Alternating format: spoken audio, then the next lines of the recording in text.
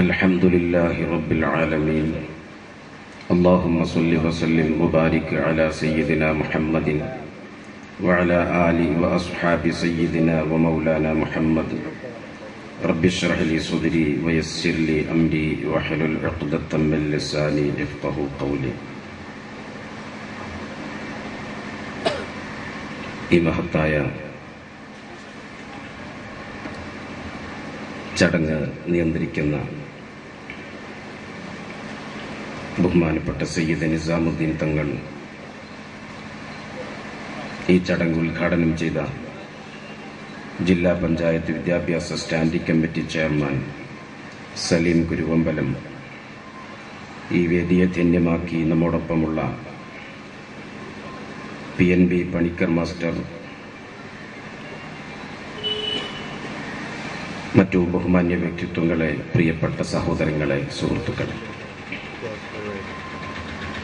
കേരളത്തിലെ ഏറ്റവും വലിയ ഇസ്ലാമിക ബഹുജന പ്രസ്ഥാനമായ സമസ്ത കേരള സുന്നി യുവജന സംഘം 6 പതിറ്റാണ്ടുകൾക്ക് മുമ്പ് കേരളത്തിലെ തലയെടുപ്പുള്ള പണ്ഡിത വരേണ്യന്മാരുടെ നിയന്ത്രണത്തിലും ആശീർവാദത്തിലുമായി രൂപീകൃതമായി ഇസ്ലാമിക പ്രബോധന പ്രവർത്തന രംഗത്ത് ഒട്ടേറെ സേവനങ്ങൾ കാഴ്ചവെച്ചു. നമ്മുടെ രാജ്യത്തെ പ്രയാസമനുഭവിക്കുന്ന ആളുകൾക്ക് സാന്ത്വനമേകുന്ന നിരവധി പദ്ധതികൾ ഈ പ്രസ്ഥാനം കഴിഞ്ഞ കാലത്തിനിടയ്ക്ക് ആവിഷ്കരിക്കുകയും നടപ്പിലാക്കുകയും ചെയ്തു. 40ാം വാർഷിക മഹാസമ്മേളനം മലപ്പുറത്ത് വെച്ച് നടക്കുമ്പോൾ 20 വർഷം മുമ്പ് ഈ പ്രസ്ഥാനം 40ഓളം നിർധനരായ പെൺകുട്ടികളുടെ വിവാഹത്തിന് എല്ലാ അർത്ഥത്തിലുമുള്ള സഹായവും കാർമ്മികത്വവും വഹിച്ചുകൊണ്ടാണ് അതിന്റെ സേവന സന്നദ്ധത പ്രകടിപ്പിച്ചതെങ്കിൽ കഴിഞ്ഞ 3 വർഷക്കാലം SYS സംസ്ഥാന വ്യാപകമായി ശ്രദ്ധ കേന്ദ്രീകരിച്ചത് നിത്യരോഗികളായ, പ്രത്യേകിച്ചും ക്യാൻസർ രോഗികളും വൃക്കരോഗികളുമായിട്ടുള്ള ആളുകൾക്ക് സഹായം നൽകുന്നതിന് ഓരോ പ്രദേശത്തെയും ഉദാരമതികളുടെ സഹായം ഉറപ്പുവരുത്തി സമാനമായ പ്രശ്നങ്ങളിൽപ്പെട്ട് ഉഴലുന്ന ആളുകൾക്ക് മെഡിക്കൽ കാർഡ് സംവിധാനം നടപ്പിലാക്കി SYS വളരെ വലിയ മാതൃകാപരമായിട്ടുള്ള ഒരു പ്രവർത്തനമാണ് കഴിഞ്ഞ 3 വർഷക്കാലം നടത്തിയത്. നമ്മുടെ മലപ്പുറം ജില്ലയിൽ മഞ്ചേരി ജനറൽ ഹോസ്പിറ്റൽ കേന്ദ്രീകരിച്ചുകൊണ്ട് ജില്ലാ കമ്മിറ്റിയുടെ ആഭിമുഖ്യത്തിൽ സാന്ത്വനം തീരം എന്ന ഒരു പദ്ധതിയുടെ അടിസ്ഥാനത്തിൽ എല്ലാ ദിവസവും 5ൽ കുറയാത്ത വളണ്ടിയർമാരുടെ സേവനം ഹോസ്പിറ്റലിലെത്തുന്ന പാവപ്പെട്ട രോഗികൾക്ക് SYS ലഭ്യമാക്കിക്കൊണ്ടിരിക്കുകയാണ്. സമാനമായ പ്രവർത്തനങ്ങൾ ജില്ലയിലെ വിവിധ ഗവൺമെന്റ് ഹോസ്പിറ്റലുകളിൽ SYSന്റെ ആഭിമുഖ്യത്തിൽ നടന്നുവരുന്നു. ഇക്കഴിഞ്ഞ ഹജ്ജ് യാത്രാവേളയിൽ കുത്തിവെപ്പുമായി ബന്ധപ്പെട്ട് മഞ്ചേരി ജില്ലാ ഹോസ്പിറ്റലിലെത്തിയ ഹജ്ജാജിമാരെ സേവിക്കുന്നതിന് പ്രത്യേക യൂണിഫോം അണിഞ്ഞിട്ടുള്ള SYSന്റെ സാന്ത്വനം തീരം വളണ്ടിയർമാർ നടത്തിയ സേവന പ്രവർത്തനങ്ങൾ മുക്തകണ്ഠം പ്രശംസിക്കപ്പെടുകയുണ്ടായി. ഈ പ്രസ്ഥാനത്തിന്റെ അജയ്യനായ നായകൻ ഷെയ്ഖുന കാന്തപുരം ഉസ്താദിന്റെ നേതൃത്വത്തിൽ മാസങ്ങൾക്ക് മുമ്പ് നടന്ന കേരളയാത്ര, ആ കേരളയാത്രയുടെ അനുബന്ധമായി കേരളത്തിൽ അങ്ങോളം ഇങ്ങോളം കാസർഗോഡ് തൊട്ട് തിരുവനന്തപുരം വരെയുള്ള മുഴുവൻ ജില്ലകളിലെയും പ്രയാസമനുഭവിക്കുന്ന ആളുകൾക്ക് വേണ്ടി വൈവിധ്യമാർന്നിട്ടുള്ള പദ്ധതികളാണ് സംഘടനാ കുടുംബം ഒത്തു തീരുമാനമെടുക്കുകയും നടപ്പിലാക്കുകയും ചെയ്തിട്ടുള്ളത്. പ്രത്യേകമായ ആംബുലൻസ് സംവിധാനം ഏർപ്പെടുത്തിയ ജില്ലകളുണ്ട്. അതുപോലെ തന്നെ ഓക്സിജൻ സിലിണ്ടറിന് പ്രയാസമനുഭവിക്കുന്ന ഹോസ്പിറ്റലുകളിൽ SYSന്റേത് മാത്രമായി സ്പോൺസർ ചെയ്തിട്ടുള്ള സംവിധാനം ഉറപ്പുവരുത്തപ്പെട്ട ഇടങ്ങളുണ്ട്. നമ്മുടെ അടുത്ത പ്രദേശം കുറ്റിപ്പുറത്തിനടുത്ത് തവനൂരില് നമുക്കറിയാം, പുതിയ കാലത്തിന്റെ ചുവരെഴുത്ത് വായിക്കാൻ നമ്മൾ മറന്നു പോകാൻ പാടില്ല. വീടിന്റെ അകത്തളങ്ങളിൽ ആദരവേറ്റ് കഴിഞ്ഞിരുന്ന പ്രായം ചെന്ന മാതാപിതാക്കൾ, അവർക്ക് മരുന്ന് വാങ്ങിക്കാനും അവർക്ക് ഭക്ഷണം കൊടുക്കുവാനും അവരെ ശുശ്രൂഷിക്കുവാനും വെമ്പൽ കൊണ്ടിരുന്ന, ജാഗ്രത പുലർത്തിയിരുന്ന ഒരു തലമുറ കഴിഞ്ഞുപോയിട്ടുണ്ട്.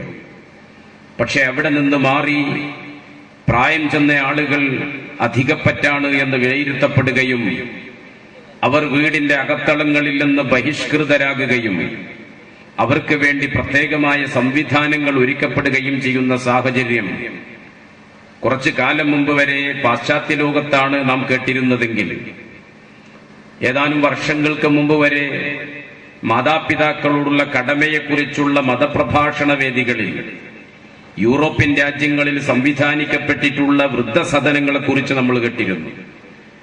അന്നൊക്കെ നമ്മൾ ചിന്തിച്ചു, അങ്ങനെയും സംഭവിക്കുമോ? നൊന്ത് പ്രസവിച്ച അമ്മയെ തന്നെ താനാക്കി പോറ്റി വളർത്തുന്നതിന് അധ്വാനം ചെയ്ത അച്ഛനെ വൃദ്ധസദനത്തിൽ കൊണ്ടുപോയി പാർപ്പിക്കുകയോ? പക്ഷേ അത് അങ്ങ് യൂറോപ്പിലല്ലേ എന്ന് ചിന്തിച്ച നമ്മെ നമ്മുടെ മുറ്റത്ത്, നമ്മുടെ മൂക്കിന് താഴെ കേരള സംസ്ഥാനത്തെന്നല്ല, മാതാവിന്റെ കാലിന് ചുവട്ടിലാണ് മക്കളുടെ സ്വർഗമെന്ന് പഠിപ്പിച്ച, പ്രായാധിക്യത്തിലെത്തി നിൽക്കുന്ന മാതാപിതാക്കളോട് പരുഷമായ വാക്കുപയോഗിക്കരുത് എന്ന് പഠിപ്പിച്ച പരിശുദ്ധ മതത്തിന്റെ അനുയായികൾക്ക് മെജോറിറ്റിയുള്ള മലപ്പുറം ജില്ലയിൽ പോലും വൃദ്ധസദനങ്ങൾ ഒത്തിരിയുണ്ട് എന്ന് നാം മറന്നുപോകരുത്. മുസ്ലിം സമുദായത്തിലെ ഒട്ടേറെ മാതാപിതാക്കൾ ഇന്ന് വൃദ്ധസദനങ്ങളിലാണ് കഴിഞ്ഞുകൊണ്ടിരിക്കുന്നത്. ഇതിനെ ജാതീയമായ മതപരമായ ഒരു വേർതിരിവോടുകൂടി കാണേണ്ടതാണെന്ന് എനിക്ക് അഭിപ്രായമില്ല. പക്ഷേ മാതാപിതാക്കളോട് പെരുമാറേണ്ടുന്ന രീതിയെ സംബന്ധിച്ച് വിശാലമായി ചർച്ച ചെയ്തിട്ടുള്ള ഒരു മതം എന്ന നിലയ്ക്ക് മാതാപിതാക്കളോട് പുലർത്തുന്ന തെറ്റായ സമീപനങ്ങൾക്ക് ഈ ലോകത്ത് തന്നെ അള്ളാഹുവിങ്കൽ നിന്ന് ശിക്ഷ ലഭിക്കുമെന്ന് പഠിപ്പിക്കുന്ന ഒരു ദർശനത്തിന്റെ വക്താക്കൾ എന്ന നിലയ്ക്ക് അവർക്ക് ഭൂരിപക്ഷമുള്ള മലപ്പുറം ജില്ലയിൽ വൃദ്ധസദനങ്ങൾ രൂപപ്പെട്ടു വരുന്നു എന്ന് വരുന്നത് അപകടകരമാണ്. അതിനേക്കാൾ നമ്മൾ ആലോചിക്കണം, ഏതാനും ദിവസങ്ങളെ ആയുള്ളൂ മലപ്പുറത്തിന്റെ ഹൃദയഭാഗത്ത്, മലപ്പുറത്തിന്റെ ആസ്ഥാനത്ത് മുസ്ലിം നാമമുള്ള ഒരു മനുഷ്യൻ തെരുവിൽ കിടന്ന് മരിച്ചത്. മരുന്ന് ലഭിക്കാതെ, വെള്ളം ലഭിക്കാതെ, ചികിത്സാ സംവിധാനങ്ങളില്ലാതെ, ഭക്ഷണം കൊടുക്കാൻ ആളുകളില്ലാതെ അയാൾ മരിച്ചപ്പോൾ ബന്ധുക്കളെ വിവരമറിയിച്ചിട്ട് തിരിഞ്ഞു നോക്കാൻ പോലും ബന്ധുക്കളോ നാട്ടുകാരോ സന്നദ്ധമായില്ല എന്ന അവസ്ഥാവിശേഷം നമ്മുടെ പ്രദേശങ്ങളിലും ചുറ്റുവട്ടത്തും അയൽപക്കത്തും വരെ എത്തിയിരിക്കുന്നു എന്നാണ് ഞാൻ ഓർമ്മപ്പെടുത്തുന്നത്. പറഞ്ഞു വന്നത്, തവനൂരിലെ വൃദ്ധസദനം തന്റെ കേരള യാത്രയുടെ സന്ദർഭത്തിൽ ബഹുമാനപ്പെട്ട കാന്തപുരം ഉസ്താദ് സന്ദർശിക്കുകയുണ്ടായി.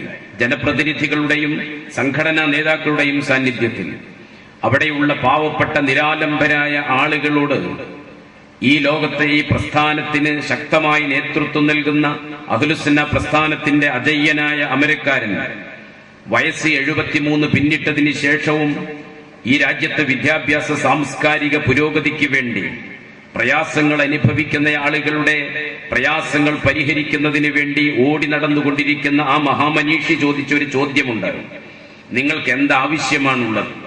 അന്ന് അമുസ്ലിമായ ഒരു സഹോദരൻ, 80 വയസ്സ് പിന്നിട്ട ഒരു വൃദ്ധൻ പറഞ്ഞു, ഉസ്താദേ, ഗുരു, ഞങ്ങൾക്ക് വേണ്ടത് വെള്ളമാണ്. ഞങ്ങൾക്ക് ശുദ്ധജലം കുടിക്കാൻ ഇവിടെ സംവിധാനമില്ല. ഞങ്ങൾക്ക് പലപ്പോഴും വേണ്ടത്ര വെള്ളം കിട്ടുന്നില്ല. ഞങ്ങളുടെ ശുദ്ധീകരണ പ്രവർത്തനങ്ങൾക്കോ ദാഹമകറ്റുന്നതിനോ ഇവിടെ സംവിധാനമില്ല. അന്ന് ഉസ്താദ് അവர்கள் അവരുടെ ആവശ്യം ശ്രദ്ധയോടുകൂടി കേൾക്കുകയും ഈ ആവശ്യത്തിന് ഞാൻ പരിഹാരമുണ്ടാക്കുകയും ചെയ്യുമെന്ന് വാഗ്ദത്തം ചെയ്തു. 2-3 ആഴ്ചകൾക്ക് മുമ്പാണ് രാജ്യത്തെ ജനപ്രതിനിധികളുടെയും സംഘടനാ പ്രവർത്തകരുടെയും നാട്ടുകാരുടെയും സാന്നിധ്യത്തിൽ സുന്നി യുവജന സംഘത്തിന്റെയും സഹോദര സംഘടനകളുടെയും സഹകരണത്തോടുകൂടി 3.5 ലക്ഷം രൂപയുടെ ശുദ്ധജല വിതരണ സംവിധാനത്തിന് തവനൂരിലെ വൃദ്ധസദനത്തിൽ ഈ പ്രസ്ഥാനത്തിന്റെ അമരക്കാരൻ തുടക്കം കുറിച്ചത്. പറഞ്ഞു വന്നത് SYS ഇക്കണ്ട കാലത്തിനിടക്ക് നടത്തിയിട്ടുള്ളത് ജനോപകാരപ്രദമായിട്ടുള്ള കാര്യങ്ങളാണ്. രാഷ്ട്രീയമായി ആരെങ്കിലും അധികാര സ്ഥാനങ്ങളിലേക്ക് കൈപ്പിടിച്ചുയർത്തലോ താഴേക്ക് വലിച്ചിടലോ ഈ പ്രസ്ഥാനത്തിന്റെ ലക്ഷ്യങ്ങളിൽപ്പെട്ടതല്ല. ഈ രാജ്യത്തെ പ്രയാസം അനുഭവിക്കുന്ന ആളുകളുടെ ഉന്നമനവും അവരുടെ പ്രയാസങ്ങൾക്ക് പരിഹാരമുണ്ടാക്കലും ഇസ്ലാമിക പ്രബോധന പ്രവർത്തനത്തിന്റെ ഭാഗമാണെന്ന് വിശ്വസിക്കുന്നവരാണ് സുന്നത്ത് ജമാഅത്തിന്റെ പ്രവർത്തകന്മാർ. ഇർഹമു മൻ ഫിൽ അർളി യർഹമുക്കും മൻ ഫിസ് സമാ. നിങ്ങൾ ഭൂമിയിലുള്ളവരോട് കരുണ കാണിക്കുക, എന്നാൽ ആകാശലോകത്ത് അധീശാധികാരമുള്ള പടച്ചതമ്പുരാൻ നിങ്ങളോട് കരുണ കാണിക്കുമെന്ന് പ്രവാചക പ്രഭു സ്വല്ലല്ലാഹു അലൈഹി വസല്ലം നമ്മെ പഠിപ്പിച്ചിട്ടുണ്ട്. അതുപോലെ തന്നെ ഓരോ ഘട്ടത്തിലും സമൂഹം അഭിമുഖീകരിക്കുന്ന പ്രശ്നങ്ങളോട് ക്രിയാത്മകമായി പ്രതികരിക്കുകയും ഇടപെടുകയും നേരിന്റെ സത്യത്തിന്റെ ധർമ്മത്തിന്റെ വഴിയിലേക്ക് സമൂഹത്തെ നയിക്കുകയും ചെയ്യുക എന്ന പ്രവർത്തനവും SYSഉം സഹസംഘടനകളും കാലങ്ങളായി നിർവഹിച്ചു വരികയാണ്. ഇവിടെയാണ് ഈ മാർച്ച് ഏപ്രിൽ മെയ് മാസങ്ങളിലായി SYS സംസ്ഥാന കമ്മിറ്റിയുടെ ആഭിമുഖ്യത്തിൽ നടത്തപ്പെടുന്ന ക്യാമ്പയിനിന്റെ പ്രസക്തി. വെള്ളം അമൂല്യമാണ്, അത് കുടിക്കുക, പാഴാക്കരുത്. കാരണം വെള്ളം അമൂല്യമാണ് എന്നത് ശരി, പാഴാക്കരുത് എന്ന് പറയുന്നതും ശരി. പക്ഷെ കുടിക്കുക എന്ന് പ്രത്യേകം പറയുമ്പോൾ വെള്ളം ഇഷ്ടം പോലെ കുടിക്കുവാനുള്ള ഒരു ധ്വനി അതിനകത്തുണ്ട്. ഇത് വെറുതെ കേവലം അശ്രദ്ധ മൂലം രൂപപ്പെട്ടു വന്ന ഒരാശയമല്ല. വളരെ കൃത്യമായി ആലോചിച്ചുറപ്പിച്ചു തന്നെയാണ് സമൂഹത്തിന് വെള്ളം കുടിക്കണമെന്ന സന്ദേശം കൊടുക്കുന്നത്. കേരളത്തിലെ ജനങ്ങളെ സംബന്ധിച്ചിടത്തോളം വെള്ളം ദുരുപയോഗം ചെയ്യുന്നതിൽ മറ്റേതൊരു പ്രദേശത്തെയും ആളുകളെക്കാൾ മുൻപന്തിയിലാണ് കേരളത്തിലെ ജനങ്ങൾ. പക്ഷെ വെള്ളം കുടിക്കുന്ന വിഷയത്തിൽ നമ്മൾ വളരെ പുറകിലാണ്. കണക്കുകൾ പരിശോധിക്കുമ്പോൾ നമുക്ക് ബോധ്യപ്പെടുന്നത് കേരള ജനത മദ്യോപഭോഗത്തിന് എത്ര ലിറ്റർ മദ്യം ഉപയോഗിക്കുന്നോ അതിനേക്കാൾ വളരെ താഴെയാണ് കേരളത്തിലെ ജനങ്ങൾ കുടിക്കുന്ന ശുദ്ധവെള്ളത്തിന്റെ, പച്ചവെള്ളത്തിന്റെ അളവ് എന്നതാണ് യാഥാർത്ഥ്യം. ഒട്ടനേകം രോഗങ്ങൾ ജലവുമായി വെള്ളം കുടിക്കാത്തതിന്റെ പേരിലുണ്ടാകുന്ന രോഗങ്ങൾക്ക് കേരളത്തിലെ ജനങ്ങൾ അടിമപ്പെട്ടുകൊണ്ടിരിക്കുകയാണ്. ഞാൻ സാന്ദർഭികമായി ഓർമ്മപ്പെടുത്തുന്നു, നമ്മുടെ സമൂഹത്തിലെ പെൺകുട്ടികൾക്ക് മൂത്രാശയ സംബന്ധമായിട്ടുള്ള രോഗങ്ങൾ വളരെയേറെയാണ് വളർന്നു വരുന്ന പെൺകുട്ടികൾക്ക്. അതിന്റെ പ്രധാനപ്പെട്ട കാരണങ്ങളിലൊന്ന് അവർ വെള്ളം കുടിക്കുന്നില്ല എന്നതാണ്. എന്താണ് വെള്ളം കുടിക്കാത്തതിന്റെ കാരണം? പല വിദ്യാലയങ്ങളിലും ഗേൾസ് ഫ്രണ്ട്ലി ടോയ്ലറ്റുകളില്ല. അവർ പെൺകുട്ടികൾക്ക് മാത്രമായിട്ടുള്ള ചില സ്വകാര്യതകളും അവരുടേത് മാത്രമായിട്ടുള്ള ചില ആവശ്യങ്ങളുമുണ്ട്. അവർക്ക് ശുദ്ധ വെള്ളം ഉപയോഗിച്ചുകൊണ്ട് അവർക്ക് ശൗചം ചെയ്യുന്നതിന്, വൃത്തിയാക്കുന്നതിനുള്ള സംവിധാനങ്ങൾ പലയിടത്തും ഇല്ല എന്നതുകൊണ്ട് പുരുഷന്മാർ വഴിയോരങ്ങളിൽ മൂത്രമൊഴിക്കാൻ സന്നദ്ധരാണ്. ആൺകുട്ടികൾ കെട്ടിടങ്ങളുടെയും ബിൽഡിങ്ങുകളുടെ പുറകിൽ പോയി നിന്ന് മൂത്രമൊഴിക്കാൻ അവർക്ക് സന്നദ്ധരാണ്. അവർക്ക് പ്രകൃതിപരമായി മറ്റു പ്രയാസങ്ങളൊന്നുമില്ല. അവർക്ക് ശുദ്ധീകരണത്തിന്റെ വിഷയം ആലോചിക്കുമ്പോൾ അത് മാത്രമാണ് പ്രശ്നം അനുഭവപ്പെടുന്നത്. പക്ഷെ പെൺകുട്ടികളെ സംബന്ധിച്ചിടത്തോളം സ്വകാര്യത വളരെ വലിയ വിഷയമാണ്, അവർക്ക് ശുദ്ധീകരണം വളരെ വലിയ വിഷയമാണ്. അതുകൊണ്ട് തന്നെ രാവിലെ വെള്ളം കുടിക്കാതെ വീട്ടിൽ നിന്നിറങ്ങിപ്പോകുന്ന പല പെൺകുട്ടികളും വൈകുന്നേരം വരെ 5 മണിവരെ അല്ലെങ്കിൽ 4 മണിവരെ സ്കൂളുകളിൽ, കലാലയങ്ങളിൽ വെള്ളം കുടിക്കാതിരിക്കുകയും വൈകിട്ട് വീട്ടിൽ വന്നതിന് ശേഷം അതുവരെ മൂത്രം പിടിച്ചിരിക്കുകയുമാണ്. ഇങ്ങനെ മൂത്രം പിടിച്ചു നിൽക്കുകയും വെള്ളം കുടിക്കാതിരിക്കുകയും ചെയ്യുന്നതിന്റെ ഫലമായി കേരളത്തിലെ പെൺകുട്ടികൾക്കിടയിൽ മൂത്രാശയ സംബന്ധമായിട്ടുള്ള അസുഖങ്ങൾ വളരെയേറെയാണെന്നാണ് വൈദ്യശാസ്ത്ര കണക്കുകൾ ബോധ്യപ്പെടുത്തുന്നത്. അതുകൊണ്ട് തന്നെയാണ് വെള്ളം കുടിക്കുക എന്നത് വളരെ പ്രധാനപ്പെട്ട ഒരു കാര്യമാണ്. കൂട്ടത്തിൽ ഞാൻ ഓർമ്മപ്പെടുത്തുന്നു, നമ്മുടെ ലോകം, നമ്മുടെ ഭൂമി കഴിഞ്ഞ കാലങ്ങളിൽ 2 ലോകമഹായുദ്ധങ്ങൾക്ക് സാക്ഷ്യം വഹിച്ചിട്ടുണ്ട്. 1-ാം ലോകമഹായുദ്ധവും 2-ാം ലോകമഹായുദ്ധവും.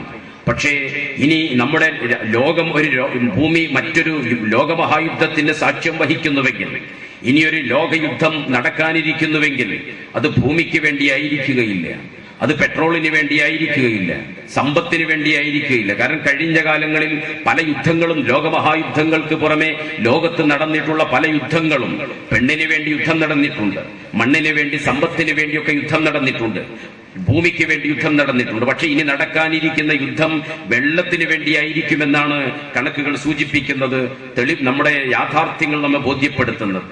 2025ഓടുകൂടി 3.4 ബില്യൺ ജനങ്ങൾ ജലത്തിന്റെ ദൗർലഭ്യത്തിന് വിധേയമാകുമെന്ന് മാത്രമല്ല, 3.4 ബില്യൺ ജനങ്ങൾ ജലദൗർലഭ്യം അനുഭവപ്പെടുന്ന പ്രദേശങ്ങളിലായിരിക്കും താമസിക്കുക എന്നാണ് ഐക്യരാഷ്ട്രസഭയുടെ കണക്കുകൾ സൂചിപ്പിക്കുന്നത്.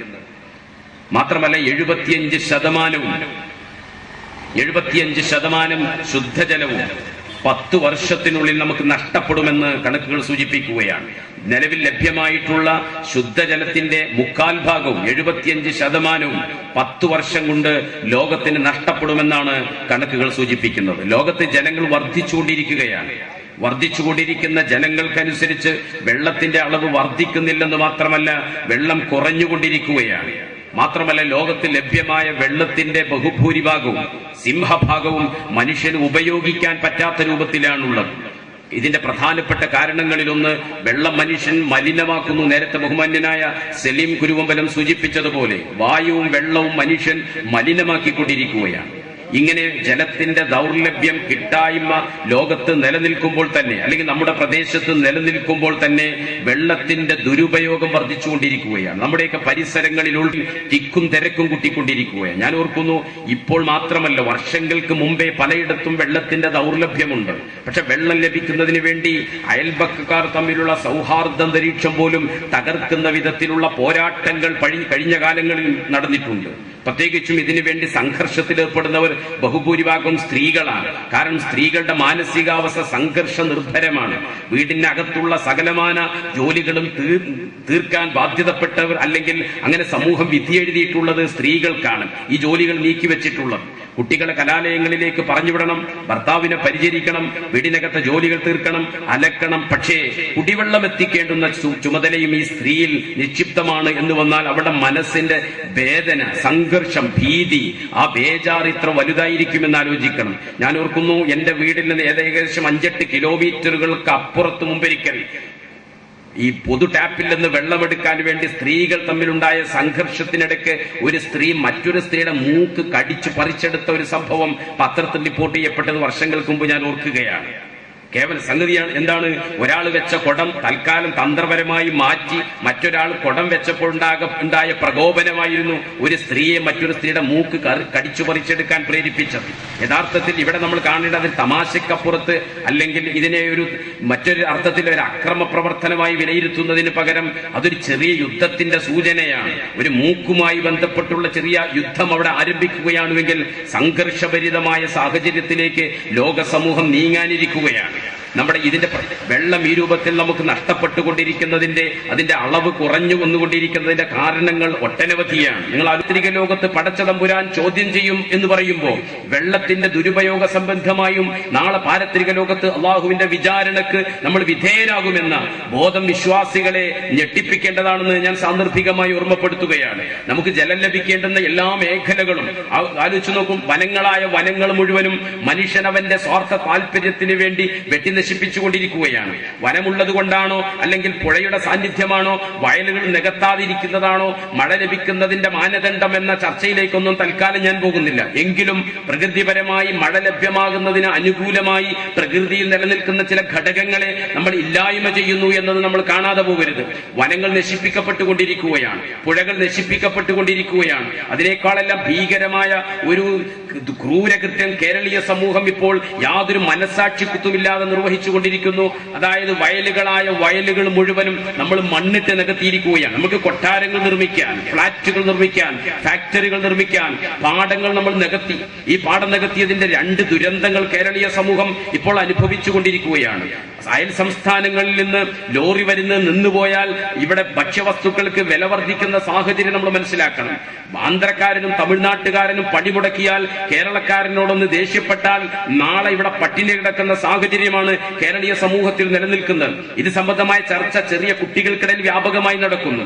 7ാം ക്ലാസ്സിലെ സോഷ്യൽ സ്റ്റഡീസ് പാഠപുസ്തകത്തിനകത്ത് വളരെ കൃത്യമായി ഇത് സംബന്ധമായ ചർച്ചയുണ്ട്. കുട്ടികൾ അതേക്കുറിച്ച് ബോധവാന്മാരാണ്. മുതിർന്നവരാണ് യഥാർത്ഥത്തിൽ ഈ വിഷയത്തിൽ ബോധമില്ലാത്തത്. അതുകൊണ്ട് പ്രിയപ്പെട്ട സഹോദരന്മാരെ, നമ്മളിങ്ങനെ വയലുകൾ നികത്തുന്ന ഏർപ്പാട് വഴി സമൂഹത്തിന് സംഭവിക്കുന്ന ദുരന്തം വയലുകൾ മാത്രമല്ല, സാമ്പത്തിക ശേഷിയുള്ള ആളുകൾ അവരുടെ വീട് വീടിന്റെ മുറ്റം മുഴുവൻ ഇപ്പോൾ കോൺക്രീറ്റ് ഇട്ടുകൊണ്ടിരിക്കുകയാണ്. ഈ കോൺക്രീറ്റ് ഇടുന്നത് മൂലം, സിമന്റ് ഇടുന്നത് മൂലം സംഭവിക്കുന്നത് ഒരിറ്റ് വെള്ളം പോലും ഭൂമിയിലേക്ക് ആഴ്ന്നു പോകാൻ എല്ലാ പരിപാടികളിലും എല്ലാവരും സഹകരിക്കണമേ എന്ന് അഭ്യർത്ഥിച്ചുകൊണ്ട് ഇവിടെ സംഘടിപ്പിക്കപ്പെട്ട ഈ പരിപാടിക്ക് സർവ്വവിധ ഭാവുകങ്ങളും നേർന്നുകൊണ്ട് ഞാൻ എന്റെ വാക്കുകൾ ഉപസംഹരിക്കുന്നു. കൂട്ടത്തിൽ ഓർമ്മപ്പെടുത്തുന്നു, സമസ്ത കേരള സുന്നി യുവന സംഘം നടത്തുന്ന സേവന പ്രവർത്തനങ്ങൾ വിദ്യാഭ്യാസ രംഗത്ത് വളരെ ശക്തമാണ്. അതിന്റെ ഏറ്റവും വലിയ ഉദാഹരണങ്ങളിൽ ഒന്നാണ് നമ്മുടെ പ്രദേശത്ത്